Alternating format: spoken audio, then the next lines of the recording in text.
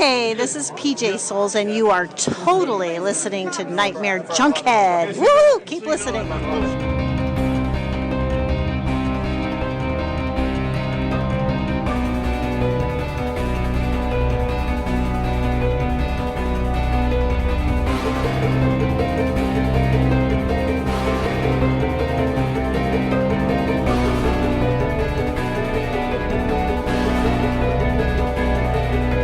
Weaving in and out of your consciousness like a bad dream you can't wake from, this is the Nightmare Junkhead Podcast, a horror podcast that appreciates the fine art and discipline of never breaking kayfabe. My name is Greg D. I'm Genius McGee. And on today's episode, our celebration of Hispanic horror continues as we head to the squared circle and wrestle with 1970s Santo and Blue Demon versus the Monsters. And whether or not you had the hand on the rope as you tagged in your partner, you can listen to our show. Simply search for Nightmare Junkhead wherever podcasts are played. Hit subscribe, and when we drop our latest episode, it will download directly to your listening device of choice. All up in your Lucha Libre hole. And of course, you can find us out on social media. We're on Twitter at Nightmare Junk and on Facebook at Nightmare Junkhead. And of course, it is on that Book of Face where we have an events tab, which leads to Shenanigans and masked shenanigans. And if you head to screenland.com, you can get your masked shenanigans taken care of indoors, outdoors, and virtually. And this episode is releasing on Friday, September 17th. And this is the first time in a long time we technically don't have a Friday Night Fright to plug. Aww. That's okay, because save your energy, because on Saturday, however... Hey, you guys ready for this?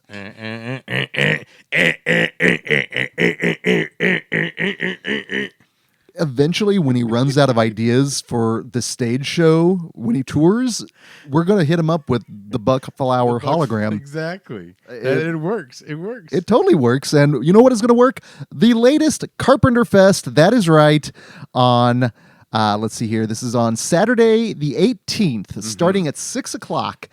We are going to be screening 3 Carpenter films. And this time, Genius, what are we delving into? Ooh, we are going down and dirty and dour with the Apocalypse trilogy. I cannot wait. This is cream of the crop Carpenter. It truly is. And we're going to do it chronologically as well, which is kind of appropriate if you think about the ending of In the Mouth of Madness. Yeah.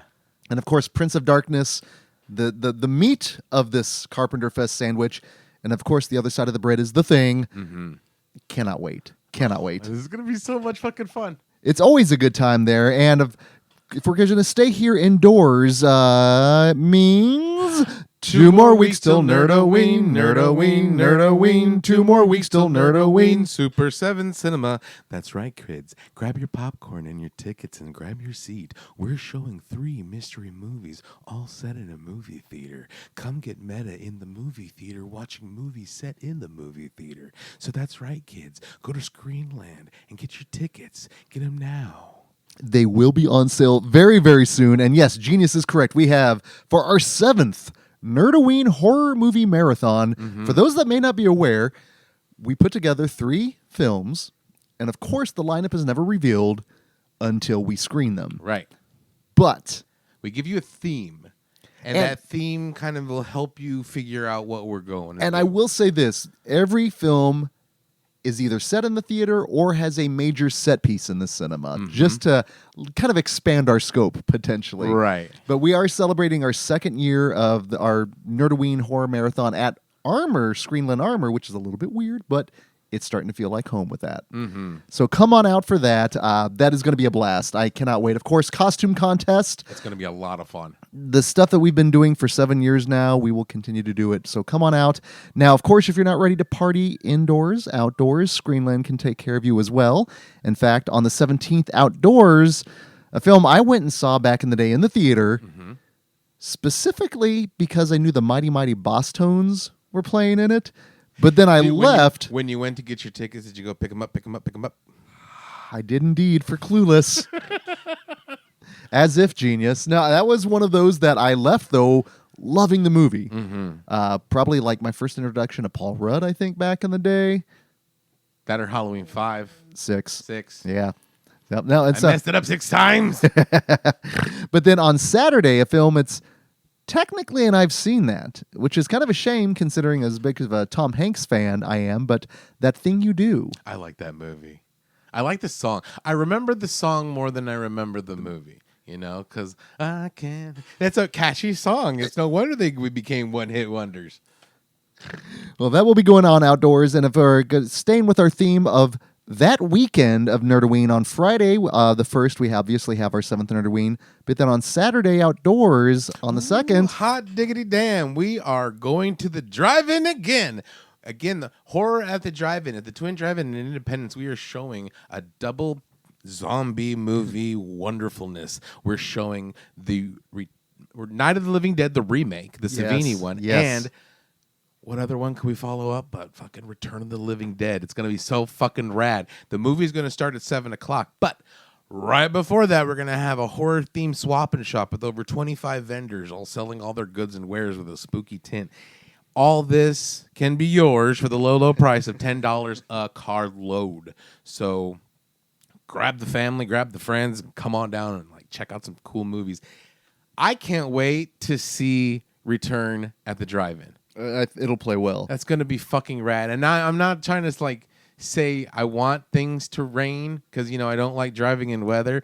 But if towards the end of Return, if it gets a little misty, that'd be fucking rad. Actually, you know what? I've been hanging out with you too long. It would kind of terrify me, and I'd have some issues knowing. And then all of a sudden we're just driving. Hey, who's that naked woman right in the middle of the street? And you're like, dude. And I'm like, I know, but I'm kind of willing to roll the dice, And it's like, no. Deal breaker for me, genius. As soon as you see that, it's like, okay, no, yeah, you're right. Let's go. Actually, probably in that instance right there, I'd probably still no, let's go. Because in any situation, if a stark naked woman starts walking towards you in the middle of an open street, that's not a good sign. Even Horror Sense's fucking Return and fucking Life Force. You know what I'm saying? It's cool for a minute, and even the people are like, oh, okay, cool. Next thing you know, if you're a hobo, home. If you're a cop, whoop, and just get your life force sucked out. So, yeah, no, in theory, it's cool. In practicum, it's not. So all we're saying ultimately is keep your clothes on for this drive-in. Keep your clothes on the drive-in. So we don't have especially if it rains. Sorry, I kind of went off on a little thing there. No, but definitely this is your chance, and this is obviously a chance to go ahead and stock up on your holiday horror goods and items. Yeah, because they're all local crafters, yes. So there's going to be a lot of great handmade, great stuff. Plus, Atomic Cotton's going to be there, and hugs to Erica and Zach. Mm-hmm, and some of the cats from Ottumwa. Excellent. Well, I'm looking forward to that. Now, of course, if you're not in the Kansas City area and you would still like to give a little love to Screenland, you can go to screenlandonline.com, where they are renting a number of films. But of course, if you would like to become a member of their film family, you can head to patreon.com/Screenland. And amongst the number of tiers they have some ones where we come into play here, where we put together a little bit of a movie watch viewing party, whatever the kids are calling it nowadays. However we call it, excuse me, the Shutter Shoutout. I channeled an inner Erica Belch there, I think, by talking about them.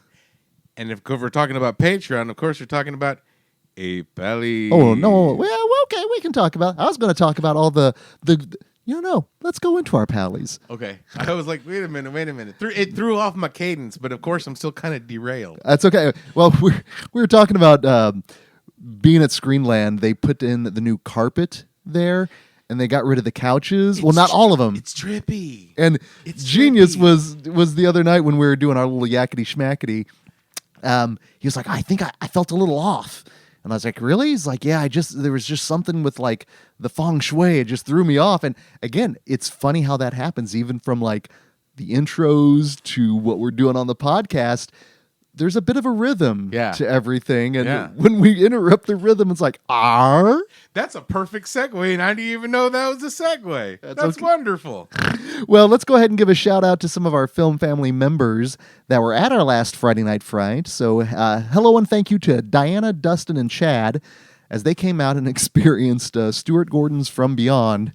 That movie is so fucking ooey and gooey. It's great to see it on the big screen because that just enhances the ooey and gooey. Well, and we were lucky enough to be in theater 1 for that. And the disorienting, oh my goodness. which is perfect for that movie. It actually set the tone nicely. I don't think it was that it wasn't the feng shui. I think like my pineal gland was being activated.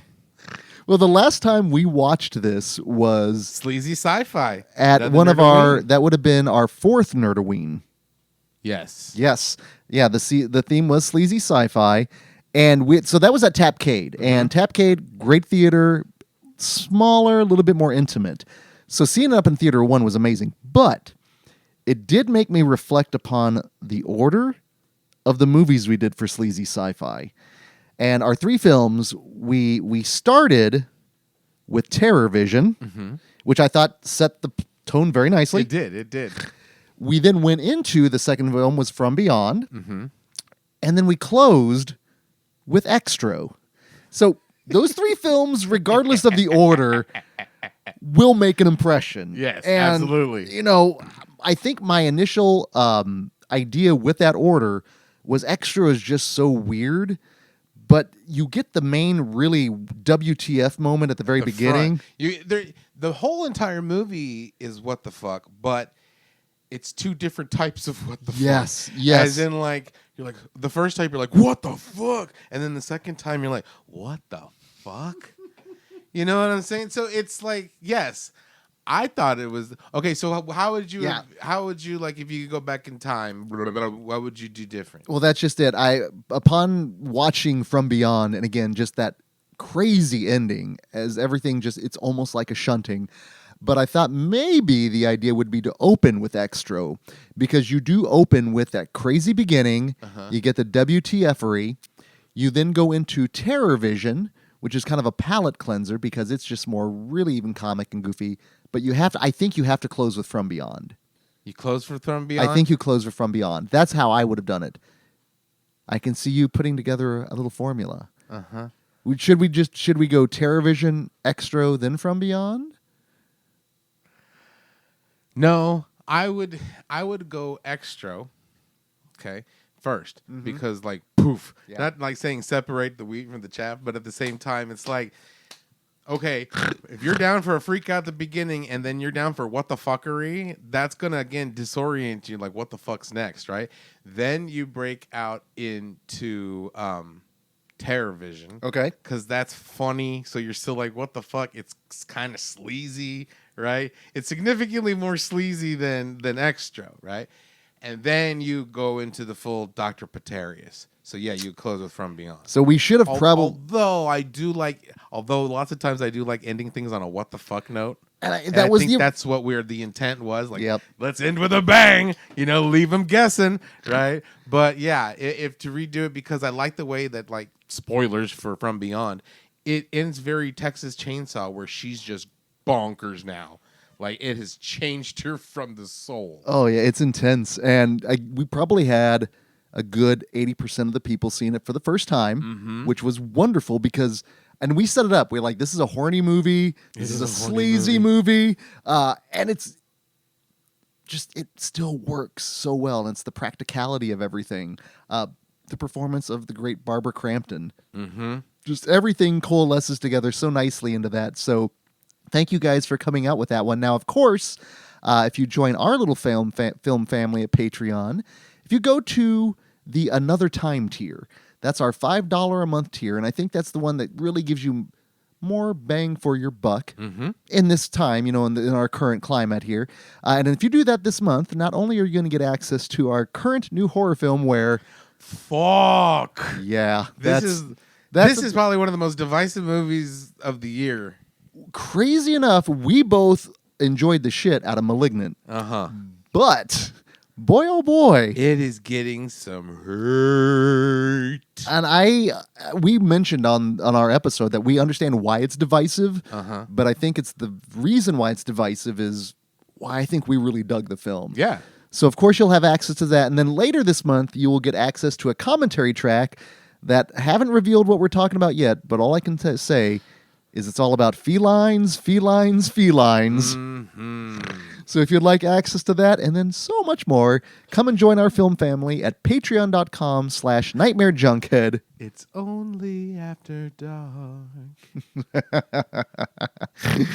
And our themed month continues here at Genius, and I like that in celebration of Hispanic heritage, we've traveled from Canada to Spain, and now we're going to Mexico. Mm-hmm. We're getting a lot of stamps on our horror passport. I like it. I enjoy it.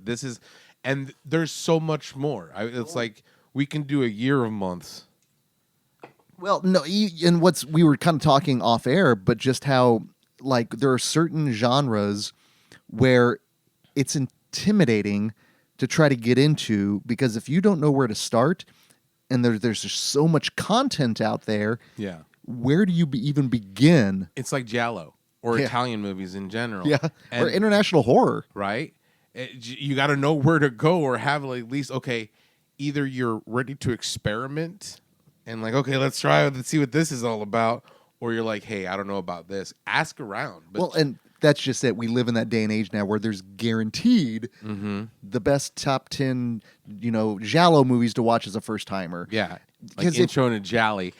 But the thing about especially with Latin cinema is that is not as prevalent as a lot of other ones. I mean, hell, we were familiar with it for a while, but we never really dived into it. And it's almost like the new Indonesian horror that we've been finding. Yeah. It's like, holy shit, this is a whole new flavor. And I want to seek more into this. I've dabbled before, but not going back in this month and doing, again, our due diligence. Is just, there's a lot more cool stuff that I want to see. That's just it. And, do you even remember back in our day when, I hate to sound old, when we didn't have the internet. Right. But it was even more difficult and intimidating because absolutely there was just so much to get into. But now, again, in this day and age, it's kind of perfect. But even now, so to have access to all of that, it still is intimidating. It is. It was back in the day, it was either feast or famine. Yeah. Either wherever you could find cool, foreign stuff like that, because it'd always be in, the art house rentals, or, you wouldn't have a lot of the stuff at your Blockbuster, so you'd have to go somewhere different. Either they had one or two things that were not quite mainstream, or, as we're having the problem now, there's too much shit. Yeah. How do you find what you're looking for without spending a lot of time, which sometimes is a good thing if on a rabbit hole, but if you're that's not for me, I'll try this. That's not for me, So reaching out, finding out new things, learning about new stuff, but also not being afraid to hey, is this movie any good, or what do you know about this? So, and that's one good thing I like about doing months like this, especially we don't talk about Latin horror a lot, It's well, and I think because of the fact that we have these opportunities to reflect and to look upon and celebrate ultimately these films, we were lucky enough to, when you were putting, and this was the entirety of the lineup this month is all you, and when you were posing films to me, I knew right away, because you're like, should we do a Santo movie? And I'm like, oh yeah, hell yeah, let's do a Santo movie. And looking into the history of the Lucha Libre movies, that's intimidating. And even looking at some of the stuff on YouTube that we were watching, gives you these brief glimpses, it whets your appetite. And it makes you look forward to that exploration. To knowing that not just Santos himself. Oh, yeah. Made 50 plus movies. Well, that's not even including all the other shenanigans and wrestlers. It's almost like looking at all the kaiju movies. Yeah. And you think about all the individual monsters and how they have their own films, but and how they show up by those generations, like the Hessen years and all that other stuff. Well, then if you look at even going before we get into the Santo flicks and Santo himself, but looking at the Lucha Libre tradition, because I remember growing up as a wrestling fan, I was automatically drawn towards any wrestler that donned a mask. It's the unknown. There's something just inherently cool about it. Just from parts unknown. It's holy shit, this dude's exotic. Mysterious. And maybe it's because we're horror fans that we're naturally drawn to the mystery. Yes. And what the fuck is it? And even the intricacies of it as well. But the fact that 9 times out of 10, your masked wrestlers were also the ones that were doing some crazy, acrobatic, the Indonesian violence, like, oh my God moments, they're doing stuff like that in the squared circle. Just flips and shit, and they're these big hulking dudes, but yet they're like flying through the air and doing like flying butt pliers and like atomic headbutts and all sorts of crazy shit. And it's wild. Oh, it's wonderful. It's beyond wonderful. In fact, and they're characters, and they're bright, yes. and they're colorful, and they all are over the top, exaggerated, even by wrestling terms. Well, yeah, and that's just it. I mean, wrestling in and of itself, beyond the athleticism involved, is very much a prescripted soap opera. And it's up to the people performing to really sell it. Mm-hmm. And it's kind of incredible, the fact that not only did Santo become, was known for wrestling, but just like in pop culture itself, like such a Mexican folklore hero, just someone that is so indebted and interweaved in the culture. You could probably show a picture of El Santo or any luchador to like a dude in Sweden, and they're like, "Oh, that's lucha libre," or "That's a luchador." Yes. It transcends its culture and its region, and that's what's so cool. And to see it been adapted into other countries and regions, but the fact that it all stemmed from here, and to see it go from the in-ring actions to comic books to the films into your homes, and the just heroes, the villains. It's the MCU. It is. It's so freaking cool. The MCU, the Mexican Cinematic Universe. I'm all for it. Yeah. I'm all for Well, technically, I mean, it exists. Yeah. So El Santo, it should be noted, we actually had a chance to host the movie El Santo and Blue Demon versus the Monsters back at the Draft House. I mean, and this was a long time ago. A long time ago. Yeah. 5-6 years Easily. maybe? Easy. Yeah. And we both donned our luchador masks and grabbed our popcorn, watched the film, and had a fucking ball. Oh, had a blast with it. These movies are great to see in the theater. And that's just it. It was, I think, that collective experience, because there were quite a few people seeing it for the first time, if I remember. But I think there were still a lot of people that were there because, it's a Mexican wrestler movie. Fuck yeah. Because those are still exotic. I mean, unless you're subscribed to a YouTube channel that shows nothing but Mexican wrestler movies, you're not going to find them on like ABC or CBS. No, well, technically, there for a while, the Univision maybe, but not. what was it? The Royale? What was Rodriguez's network? Oh, El Rey. They actually had like that luchador series continuing of the wrestling shows. Yeah, I didn't get a chance to watch it, but I heard they were rad. Well, and I'm not surprised or shocked at all. It's just something inherently cool about that whole world. Because wrestling's cool, whether you like say, "Oh, wrestling's fucking fake" or not. There's still it takes athleticism. I still wouldn't get flipped around in the ring.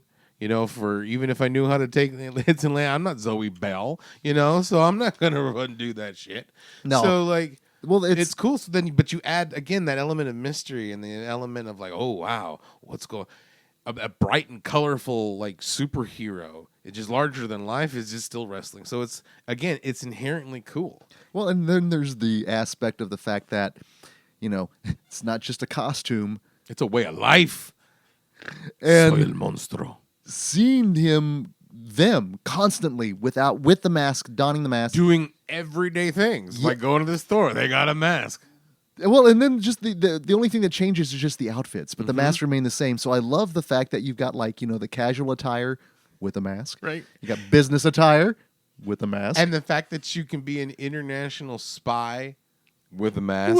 It's like, and you can be incognito with a mask. It's just like but okay, that's the world that we live in those movies. That's what I love too. Is it's established. It's a way of life. It's just you would not bat an eye. I kind of want to live in that world. It's kind of rad. Like, for example, in that world, I could probably go to work right now wearing a luchador mask and nobody would. Okay, cool. He's a luchador, right? He probably fights for justice, or he's evil, right? It's one of the two.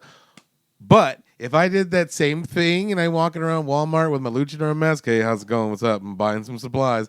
I would get like, what the fuck is going on? Like people looking for cameras and stuff. But like, I would kind of want to live in the world where we wouldn't worry about the people looking for cameras and stuff if I could wear my luchador mask. Because if I could wear a luchador mask, fucking, why wouldn't I wear a luchador mask? Well, I mean, masks are kind of the norm nowadays, so Right, that's true. But although I have to wear one of those masks and altars so they can fit my fat ass face, or else I'm not being able to breathe anyway. Now, I don't matter your politics or not. That mask is not for me. So perfect. Do you remember your initial experience with any of the Lucha Libre films? they've been constant.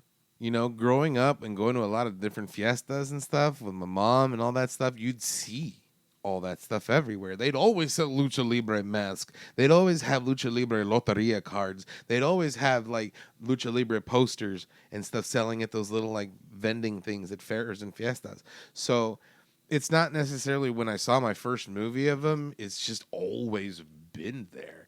But I really didn't start seeing them until like, one, because they're kind of hard to see, but I saw one or two when I was 12 and I thought they were cool. But then, going on seeing other things, it's almost kind of like not necessarily kaiju films, but kaiju films.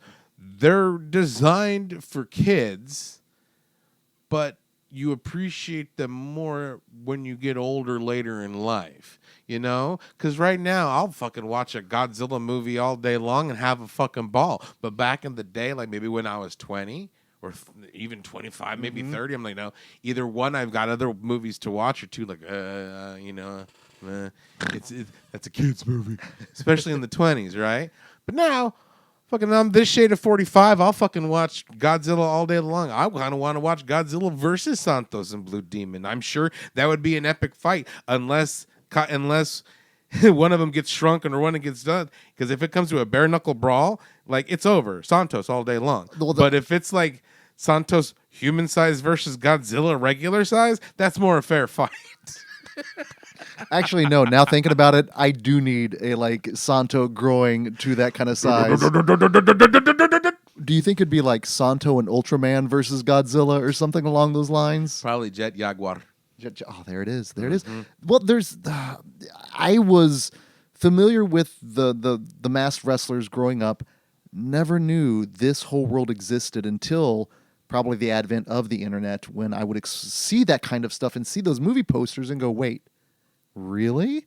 Those posters have always been rad. They're amazing. They've always been cool. Like, whether you've seen a Mexican wrestler movie or not, it's just a cool piece of decor. How many like things like that you see like in garages, or like in the greaser-ramas type thing? It's just inherently a cool looking movie poster, especially when you add the elements of horror, especially when you have the Lucha Libres in the background in front of a gothic castle while there's vampires and werewolves in front, or you see fucking Santos have Frankenstein in a headlock and about to do the atomic elbow on him, and like in the middle of the poster, you're like, that's fucking rad looking. Well, you talked about how a majority of them were initially made for a younger audience. I know then at a certain time, they added the horror element, and then occasionally they'd add a little bit of the little adult action there. Nothing too salacious, but that definitely came later. Yes, absolutely. That was the R cuts. Well, do you think that they maybe realized that the audience was growing along with them potentially?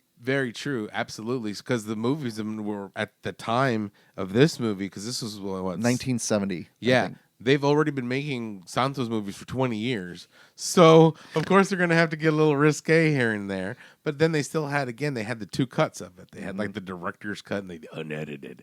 And so, might have to seek that out potentially. But but always sex is sold in those, because they've always, even no matter what El Santos was fighting, whether it was vampires or aliens, there was still scantily clad, like, oh, Santos, or they were the aliens or the vampire women that were like going around being sexy naked vampires. So it's yeah. There's always been that element, even in kids movies, especially Latin American kids movies. Have you seen their kids shows? No. Do you remember Susha? No. There's a whole bunch of people right now who are like, "Fucking, I know Susha." If Super Cat's listening to this, she's like, "Fuck yeah, I know," right?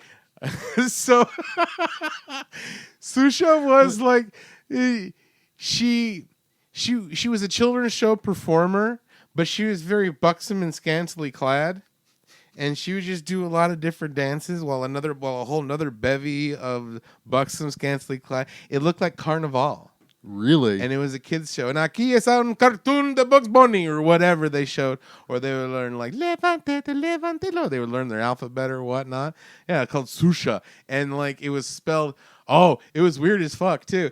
It was spelled XAXUH something weird. That is something exotic crazy. as all get out. Right? It was nuts. So yes. Wow. So did she usher like a generation into puberty and beyond? You're just there. Yeah. Much I like mean- the Lucha Libres, she was just there. She was just like the preschool equivalent of our 30-minute workout. I mean, That's fair. Now you're speaking my language, my friend. I get that.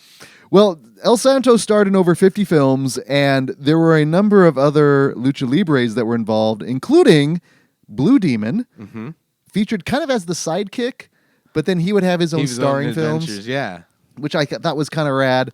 Mil Máscaras, the man of 1,000 masks, was the same one. And he had some looks going. He was suave. Wow. He was suave. Talks about how, with El Santo, it's just the silver mask. Always the same. He was the man of the silver mask. That was like, James Bond, International Man of Mystery. You can choose to use the whole title, right? But like, if you wanted to say Agent James Bond 007 International Man of Mystery, that's fine. If you want to say it's Bond, cool. Same thing. El Santos, the man of the or the man of the silver mask, you can say that, or you can say Santos. It works in many a language. Uish, plata. Which leads us into the film that we watched, and it is available on YouTube, which is kind of the main reason we watched it, because it did also offer subtitles, because I am very much low IQ, can only speak one language. But this is Santo and Blue Demon versus the Monsters. And I don't know that much Spanish, so I had to watch the subtitles too.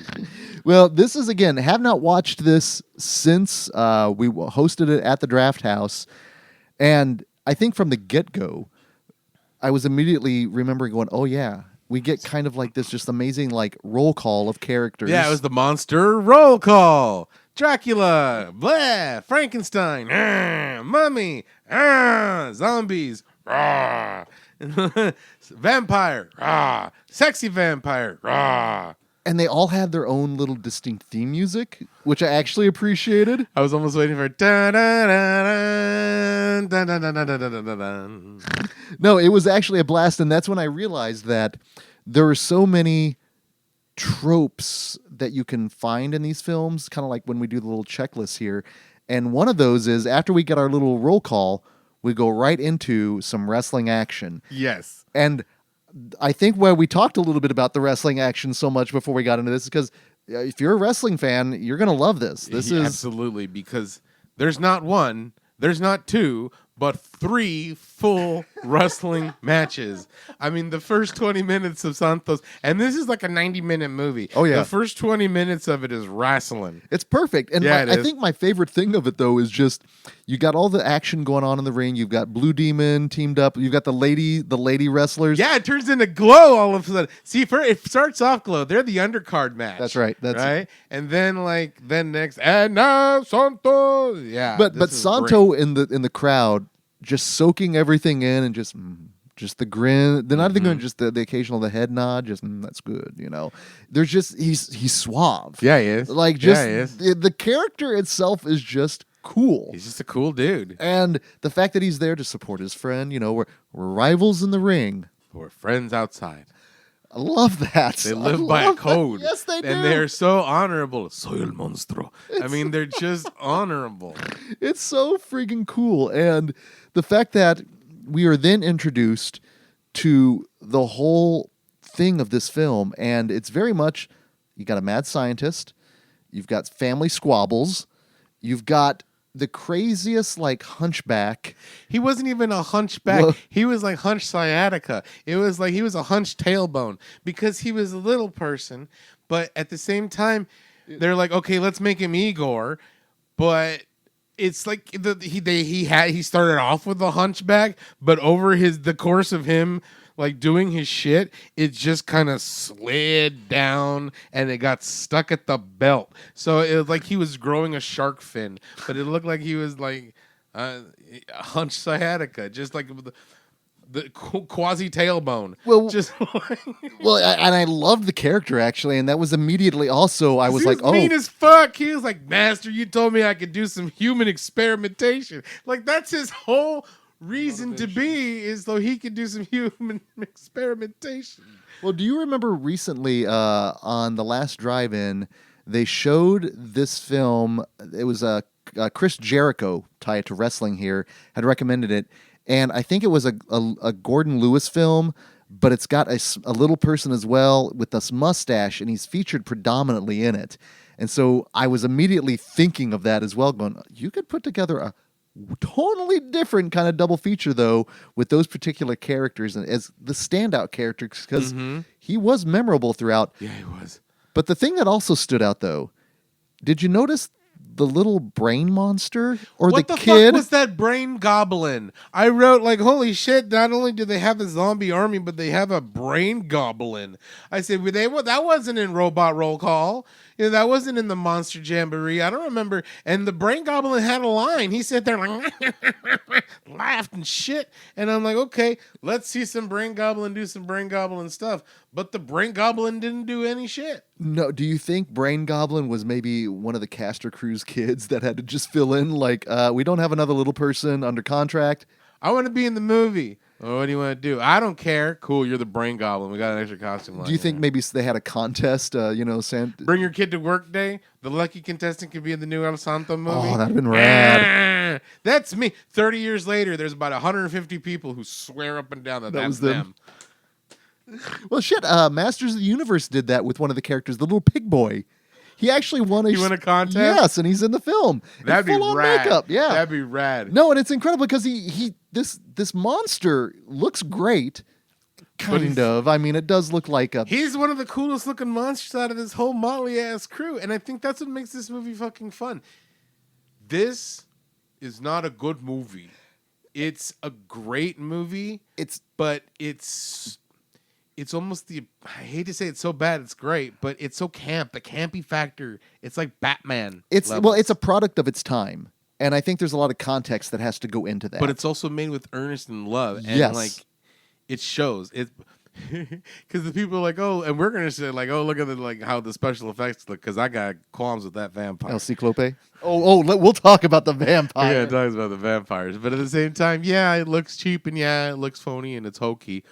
But it's still cool. Yeah. This is a great party movie or a good in the background or watching it in the theater with the crowd, just having a fun time with this old school stuff because it's ridiculous. It's if you're one of those people that movies have to have a coherent plot, if they have to make sense and they even have to if it's not filmed well, I don't want to see it. You're not going to have a good time with this movie because it's none of those things. It's just fun. I would like to think if you're listening to this podcast, you would enjoy this film. Yes. I'd like to think you can appreciate a good luchador. Yeah, and appreciate obviously, number one, getting a film made is a miracle. Putting the love that they did, making this such a cultural thing. The fact that, again, he goes from comics to films and so many different types of films, so many different types of villains. And you get to say, this is almost a greatest hits because it turns into a wrestling movie, then it turns into a horror, then a spy movie, a sci-fi movie, an action movie. This is another one of the mixtapes that we've been getting recently. And I'm all for it. I'm all for it. And it all works because the world is ridiculous and it's wonderful.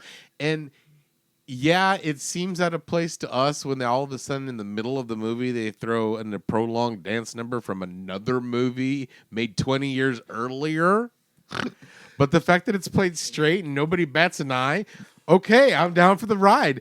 I don't know what I'm watching, but I'm having a good time. It reminded me of the Three Caballeros. Have you been to Brazil? Da, da, da, da, da, da, da. Da, da, da, da, da. It's ya, right? So I was eating it up with a spoon. I was like, hell, this is great. And having a ball. And even though I'm like, that vampire is goofy, it's like if Pee Wee Herman got bit, right? Because he came out of nowhere.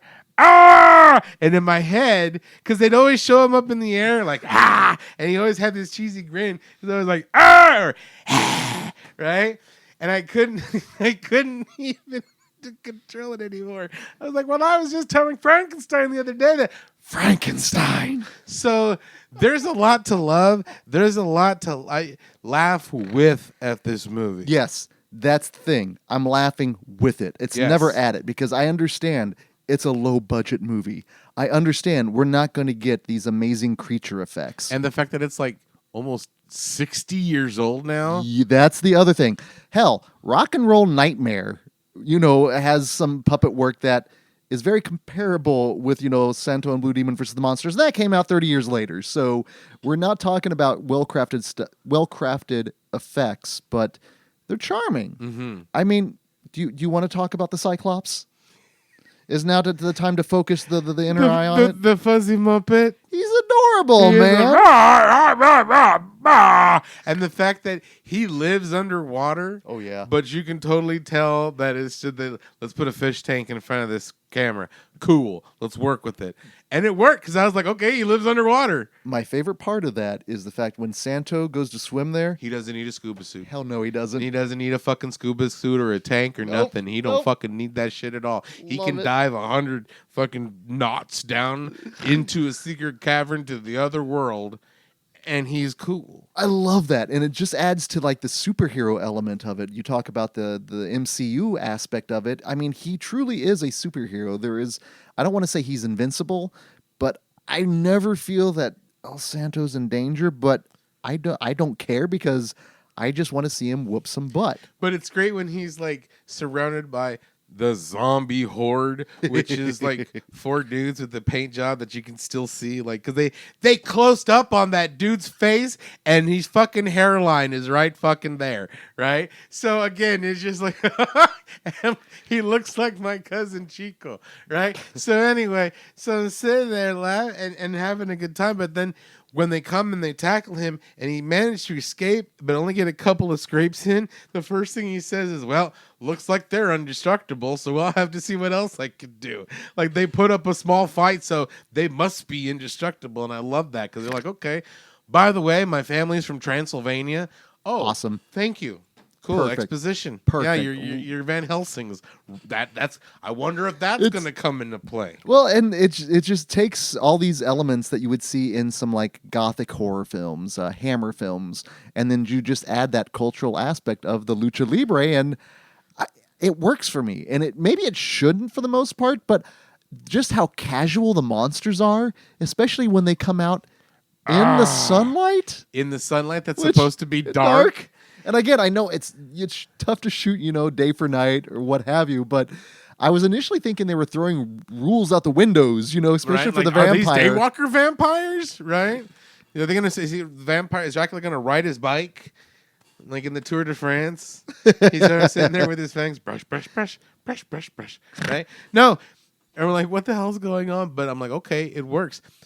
That it's so madcap. It's so over the top, but it's so serious in this world. Oh, yeah. Like, it's so grounded. Well, and just the fact that, Blue Demon and Santo, so Santo, number one, his whole thing about driving the ladies out to the woods and then making out with them, multiple times this happens without Gloria. You know what? He doesn't even need to abide by the rules of law because he just stops in the middle of the fucking road. Yes, he did. Just to stop make out. in the middle of the road to make out. Makes out for about 5 minutes. And like, all right, let's go. Cool. That was one of the things in my notes that just made me laugh. And in this world, I can't imagine that's fine. In fact, I would imagine if like a police officer experienced it, they just pull right around. El Santo. Oh, El Santo. Hey, whoopoo. ¿Qué pasa? Can I have your autograph? Okay, cool. And then that's it. Gracias, El Santo. De nada. One thing that I loved in here is we get a duplicating chamber, which... Quick acting duplicating chamber. Oh, yeah, very quick acting. Again, our doctor in this one, man. Our doctor is insane. I will follow you and kill you, and you will swear to the gods of hell you wish you've never been born. Ah, ha, ha, ha. So over the top, like Skeletor is telling that dude, take it easy. You're gonna get a heart attack. You're gonna choke you bumbling boob, you're going to die an early death. Nah.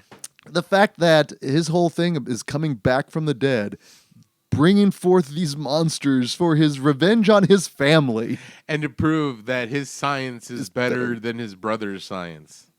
family squabbles, man. Right? Beef like that, it's tough to squash. That's some Lex Luthor shit, right? And it carries through death as well. You'd think ideally that if you die, you're done. You know? And the fact that this is an old foe of his. The fact that the zombie army are old foes of his. Like this is like It's the continuation of the story. So this isn't the first time them and the Doctor have tumbled. And like it's perfect. It's so freaking wonderful. not even death will stop me again, Santos. And the fact that it just ends. There's so much stuff we've missed in this movie. It's wild. Well, when we're given the vampire, we're giving him a little bit of shade. But that first vampire attack, when he goes from bat to his little bat. But I didn't expect like full-on kills in the film. Right. Which leads me to the Wolfman. And I can imagine a kid watching this movie. And Danny Trejo is hombre lobo. He had a look. That big old bushy beard. But when he goes after the family and kills the family, including the little kid, even though it's off screen, I was like, oh, snap. And that kid was in the roll call. Yes, he was in the role. Not anymore. Not anymore. They're like, and Wally Mathers is the beaver. Goodbye, Wally. And like, well, that freaked, and I can only imagine, though, if you were a kid watching this, that would be fairly traumatizing. it's like, oh, man, the Wolfman's going around killing kids. Nobody's safe. Save them, El Santo. I think it was put in there to not necessarily scare kids straight, but to be like, okay, there's only one person that can save your little scrawny ass, and that's this muscular He-Man wrestler. Well, did you notice the Frankenstein's facial hair? He had the very just nice little... I've never seen Frankenstein with that look. He looked like kind of methed out Frankenstein, like he couldn't quite grow a beard and it was all scraggly. Well, it's like Cesar Romero when he was the Joker, just refused to shave his mustache. Right, but it was just a long, like, quote-unquote Fu Manchu mustache thrown on a fucking Halloween mask of Boris Karloff.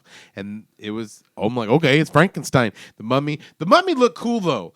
I got to give the mummy, because he looked like a mummy should. Even his face was all like, bleh. And I'm like, oh, they got the gnarliest old man they could find to fucking be the mummy, and it works.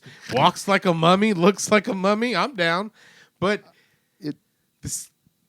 the sexy vampires, though, I think those special effects were pretty good. So now the Cyclops was great, adorable. Bah! He reminded me of kind of like, you ever seen? Of course, you have Labyrinth, the big giant Ludo guy, right? But put a one eye and make him his methed out cousin. Oh God! Then but part of me identifies with him. He was He's cool, just that misunderstood. But I don't think he was misunderstood at the same time, because when they were free from the spell, because like, oh yeah, they still wanted to fuck shit up. You know, the only one that went away was Frankenstein. He's like, I'm good. But like Dracula was still ready to fight. A creature does what a creature does. It's just its nature, genius. You can't argue against that. And I like the way how, no matter how big and bad we think monsters are, all it takes is a couple of good like wrestling moves. Although there was a couple of times when all of them teamed up on him, and like it was not necessarily, El Santo's going to be fine, but he had to go and lick his wounds off for a little bit. Well, the fact that the film features so many like open hand chops, some like a lot of like just bar brawling-esque kind of... A lot of chussle. Chussle, yes. A lot of chussle fighting. Which leads me... It gave me very much a Terrence Hill and Bud Spencer vibe. They need a mariachi version of la la la la la la la la la la la la la la la la. And here comes the horns. And it's the big guitarron. Ha! And then here comes the violins.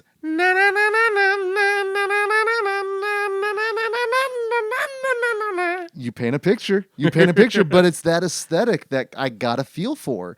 And where, much like with those films, there's a checklist of things that you come to expect. I think the same thing with like the Santo films, the El Santo films. And I'm all for that. Yeah. I just love the fact that there is so much tussle, that there is just so much brawling going on. There's a lot of fucking brawling. That the only like technical stuff happens in the ring. where you get some of the big old leg locks and the whips and what have you. But even when they're fighting like and the barroom brawls, there's still like It's holds and throws and tosses and turns and shit, and it's great. well, then when he battles the vampire in the ring, and he's The exposed. fact that it's clearly not the vampire, and they made a whole like big deal of showing like the villain painting him and getting him ready, and meanwhile the guy that comes in is significant, like 100 pounds heavier. It's like, okay, Greg, you're gonna go fight Killer Cadogan. Are you ready? And you're sitting there in the gym. Yeah, I'm ready. And the next scene, I come out. You know, so As long as you snort, no one's going to blink an eye, my friend. But the fact that then all the monsters come in and it breaks out and almost like in a brawl, it breaks Yes. out in a fucking brawl. There's mayhem, fucking because this audience like nobody fucks with Santos. If they're not running for their lives, they're fucking brawling as too. And I'm like, you know what? Not to classify all Mexicans as like ready to fight, but at the same time, like I know for a fact that if like me and my family and a bunch of other people I know got around, all of a sudden like they start beating up El Santo, I'd jump in and like, fuck no. Not on my watch. And like, come on, cheeseburger, let's go. And then we all like pop, and we start like wailing on some zombies or some fucking vampires. it inevitably looked like a bad like WCW like battle royale where they would get He like broke them in half. Holy shit! Just go. like, well, they brought out at one point. I remember they would bring out like the Sasquatch character, and you'd have some guy looking like a Yeti for like these like 30-man battle royales because they just were the bottom of the barrel. And I was like, oh, this is just some bad like pay-per-view, but I'm still all for it, man. I would love it. Fucking love it. Anything in the crowd was great because you know what? Even like before when they were wrestling and even during the fucking crowd chaos, there's always like a couple of like drunk dudes looking right in the camera and go, yeah! Did you see that? Looking right in the camera, pointing right in the camera, going, yeah! Pointing at me like, I see! Michoacan! Just like yelling and shit. Like I could totally see it and I love it. I love it. There's probably a Twitter account devoted to those guys, I'm sure, at this point. But no, there's charm in that. Yeah, And there that's is. the stuff that sticks Again, out. No matter how goofy it gets, no matter how like bad special effects or whatever, you cannot have a bad time with this movie. You cannot have a face without a smile. Yeah, I agree. If not, then you need to get put in a leg lock or something. 2 out of 3 falls, man. 2 out of 3 falls. That's the fact that it was 2 out of 3 falls, and you're like, oh, that's a match right there. You're gonna get your entertainment, my friend. Yeah. And there was a moment, I'm not gonna lie, and we've talked about it already, but that whole dinner scene and all the dancing, I did think about your mom. Now, that's not in a that's not their dirty way. Context is, she's very much She likes the dance. yes, absolutely. So it was a good thing. But it drew me to that, which I thought was rad. I don't know. I had so much fun with this movie. I challenge anyone not to have fun with this movie. It just because they had 3 wrestling matches and 2 musical numbers because there was a whole monster fight interlude and then another musical number. And I'm like, God damn, let's do a whole bunch of stuff a bunch of times because there was a lot of scenes of El Santo in the car and a lot of random battles. Oh, yeah. You're sometimes like, is this fight really moving the plot forward? Is this fight necessary? Can they work it out with words? But then at the same time, you're like, fuck it. There's another fight scene. I felt like that guy in Godzilla. Let him fight. And just well, do you think? And let's be honest. It's not well choreographed. no. It looks like a free for all. It looks like they It looks just like said a lumberjack match. it does. It looks does. like fucking one of those like Summer Slams, Royal Rumbles. Like, I'm surprised people aren't like seriously hurt during a lot of this stuff, which begs the question. And we noticed there was a new El Santo movie that came out in like 2001. If they brought the character back again with updated choreography, with updated not digital effects but practical effects, do you think is there still an audience for that? Hell yeah! If they could get the set designers or make it look as big and campy as possible, but with choreographed fights from like John Wick's stunt team, right? If they could just keep that like wacky, goofy, hey, we're going at this with homage and love factor. If they can go in a Turbo Kid versus Kung Fury. There you go. And then they can add just like, you know what? Let's give some badass wrestling moves and some badass fight scenes. Not necessarily to the point where it's ultra realistic, but to the point where it's still cartoonish and fun.